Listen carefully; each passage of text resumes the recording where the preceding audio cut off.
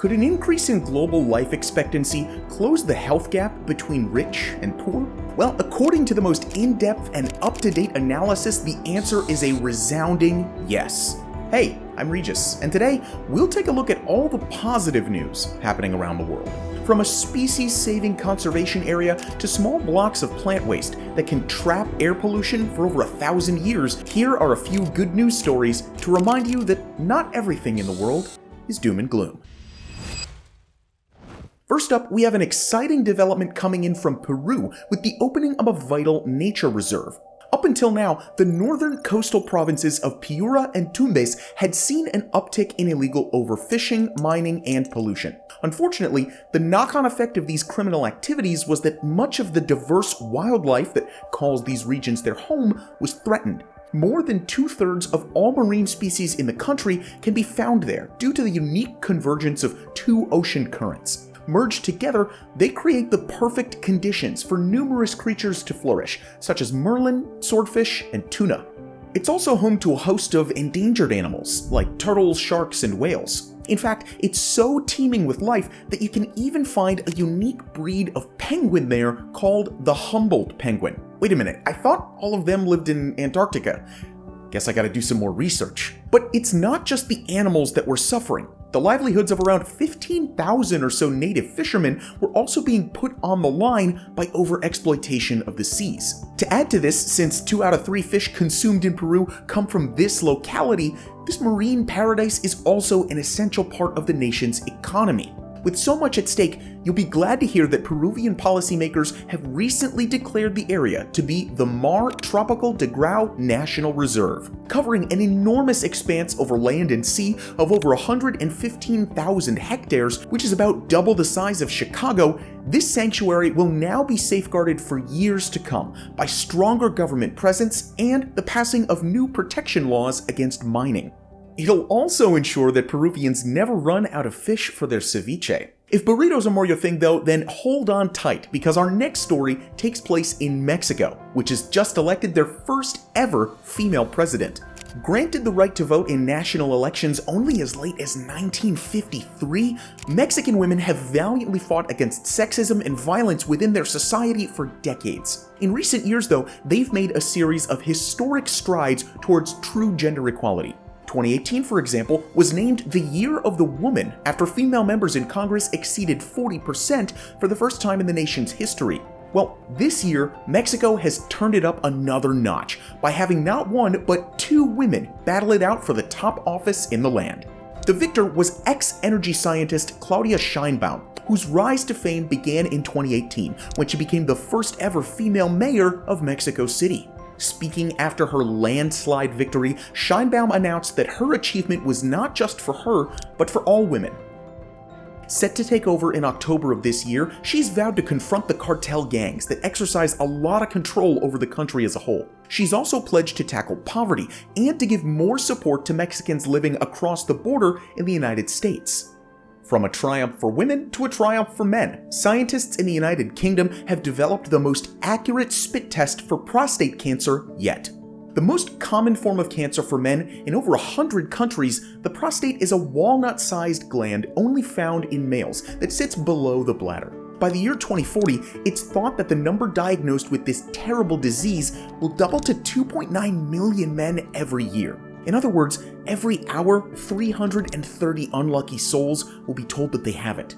Since those over the age of 50 are the most at risk of getting this disease, the increase is directly linked to the fact that aging populations and life expectancy are both going up globally.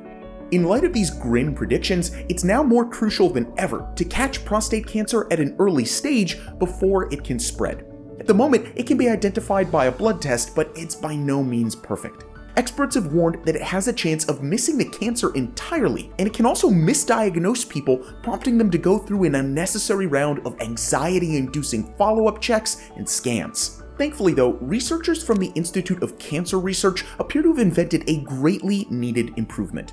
According to them, their new saliva test is not only quicker, but also far more accurate and even cheaper than its blood-based predecessor. In preliminary trials, over 6,000 European men aged between 55 and 69 provided a saliva sample. Amazingly, it detected cases that would otherwise have been missed by the current procedure. What's more, it more accurately diagnosed those with a higher chance of getting prostate cancer, and it was more easily able to pick up on aggressive forms of the disease.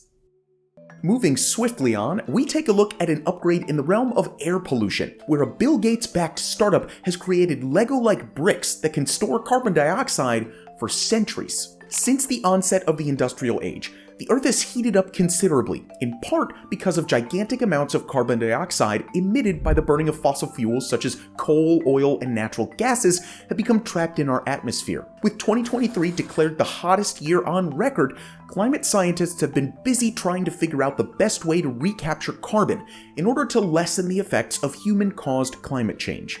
At this moment in time, the most advanced technique is called direct air capture. So how does it work? Essentially, the air is drawn into a large fan and then subjected to a chemical reaction that filters carbon dioxide out of it. After this, the carbon dioxide is either stored deep underground or it's transformed into products such as concrete, where it remains trapped. But while there are many benefits to the system, which is scalable, straightforward, and doesn't take up too much space, a major drawback is just how expensive it is to run. For every ton of CO2 removed, it costs between $600 and $1,100. Q Graphite, a startup founded by the Microsoft tycoon that claims its Lego-like bricks are able to store a ton of carbon for as little as $100. The company's product specifically targets the carbon dioxide released by decaying plants, by preventing the process from actually happening in the first place.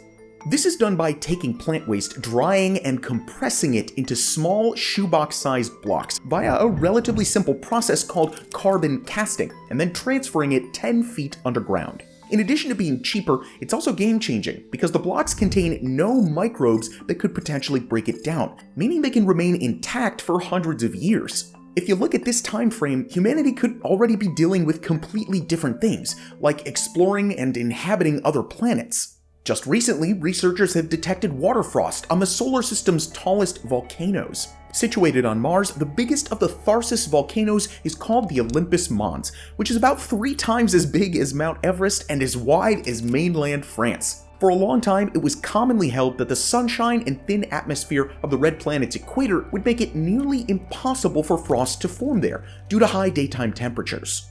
But now, a trailblazing study from Brown University has blown these preconceptions out of the water.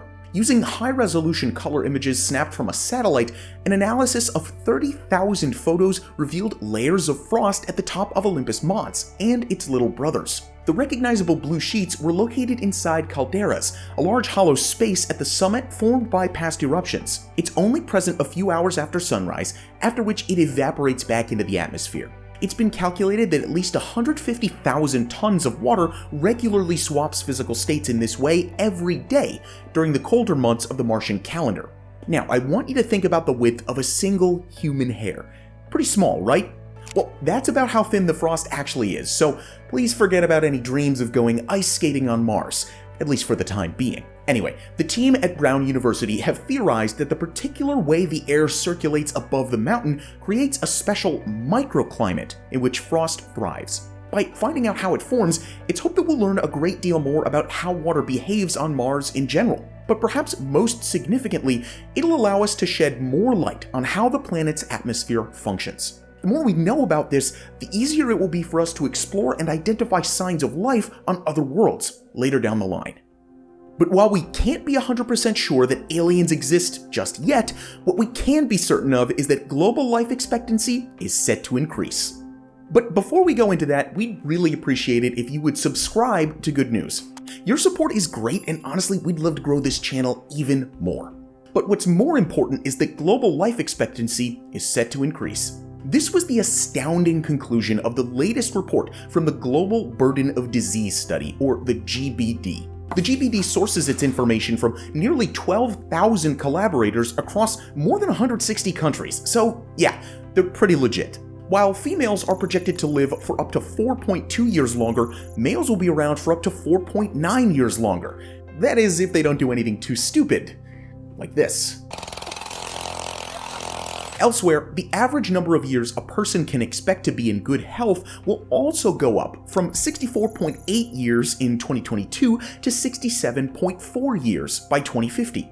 Most interestingly of all, though, the biggest increases are expected in regions where life expectancy is lower, most notably in sub-Saharan Africa. This is huge news because it demonstrates that the health inequalities between rich and poor countries are actually shrinking. So, what's causing this? The main driving force is the institution of effective public health measures, which have vastly improved survival rates for cardiovascular disease and a wide range of other maladies. And that concludes today's episode of Good News. What was your favorite entry? And which one of these good news stories fill you with optimism for the future? Let us know in the comments down below. If you're interested, you can find our sources for this video in the description. Thank you for watching, and as always, we'll see you in the next one.